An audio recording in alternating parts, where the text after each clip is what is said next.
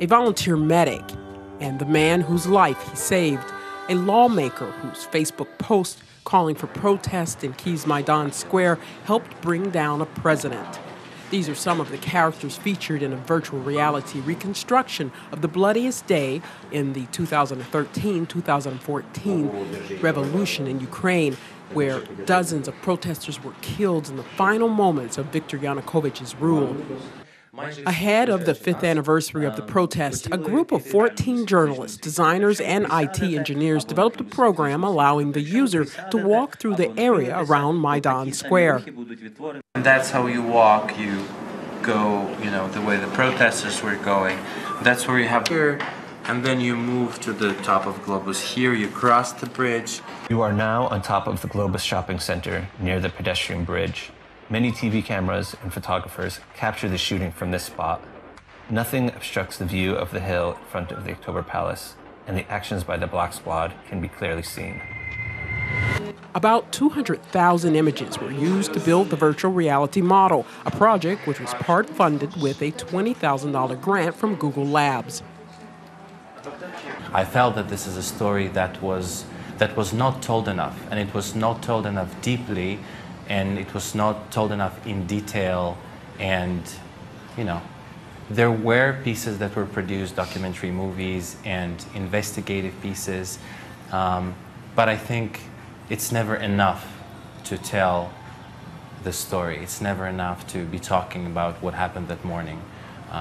47 people get killed in just 2.5 hours time. It's an unprecedented tragedy in the world history and in the history of modern Ukraine. Videos of people who were there on February 20th, the bloodiest day of violence, pop up to relate their experiences and explain the significance of particular spots.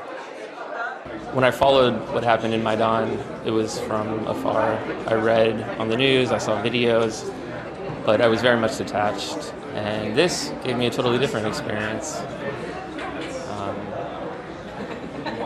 It allowed me to sympathize with events more. More than 100 people were killed during the protest, who came to be known locally as the Heavenly 100. A small strip of Institutka Street was subsequently renamed after them.